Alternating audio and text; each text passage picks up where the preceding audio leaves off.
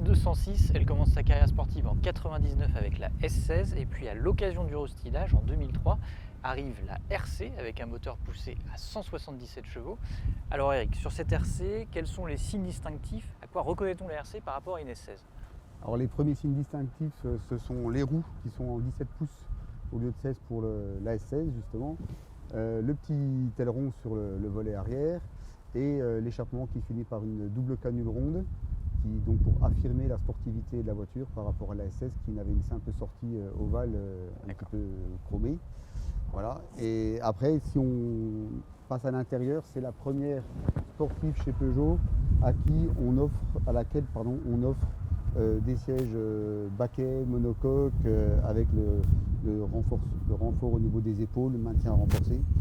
Donc voilà, on a un intérieur qui est vraiment l'aboutissement de la sportivité pour une petite bombinette. On remarque en passant que depuis la 205, on a quand même 50 chevaux de plus. C'est vrai, alors on a 50 chevaux de plus, justement on va parler un petit peu de ce moteur. Alors il me semble que le développement de ce moteur avait été imaginé par Lotus, c'est bien ça? Effectivement, au début, c'est Lotus qui avait la charge du développement de ce moteur. Et comme les résultats ne nous convenaient pas, c'est les ingénieurs maison qui ont fini la mise au point du moteur W10 J4S qui fait 177 chevaux. Effectivement. Okay. Toujours très précis. Toujours très précis, il faut être très précis. D'accord, alors c'est une voiture qui aujourd'hui paraît un peu old school, c'est-à-dire que c'est une auto légère avec un moteur atmosphérique. Et pourtant, tu me disais que c'était la première petite sportive à recevoir des aides électroniques et notamment l'ESP.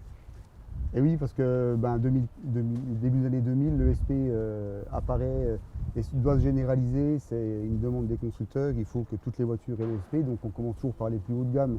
Donc la RC se devait, pour être dans le vent des sportifs, d'avoir un système ABS anti-patinage et ESP.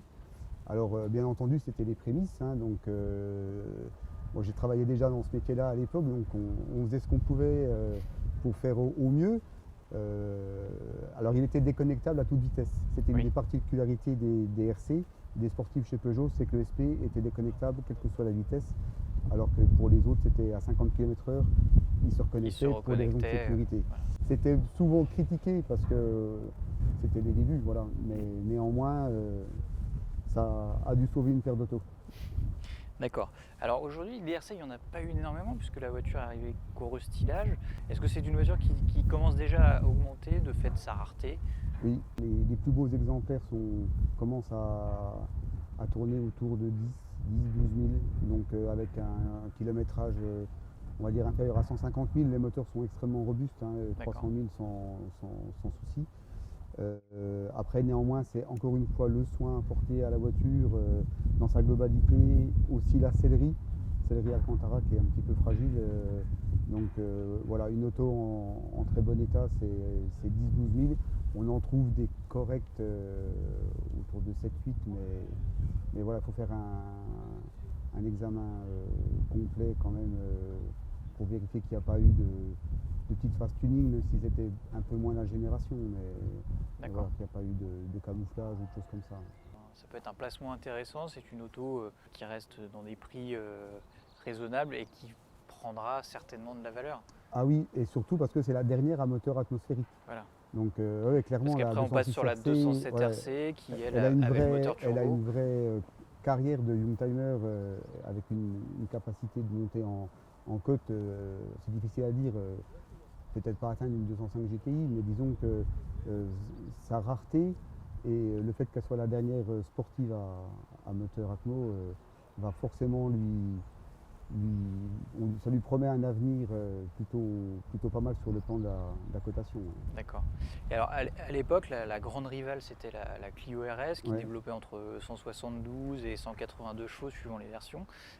Aujourd'hui, pour quelqu'un qui hésiterait entre les deux, pourquoi choisir plutôt une 206 RC par rapport à une Clio RS? Est-ce qu'il y a des points forts, des points différenciants? Ou est-ce qu'on est sur le même type d'auto? Oui, on est sur des types d'auto qui sont assez proches. Je pense que c'est plus une affinité à la marque, parce que après les puissances sont similaires, les moteurs aussi Atmo des deux côtés.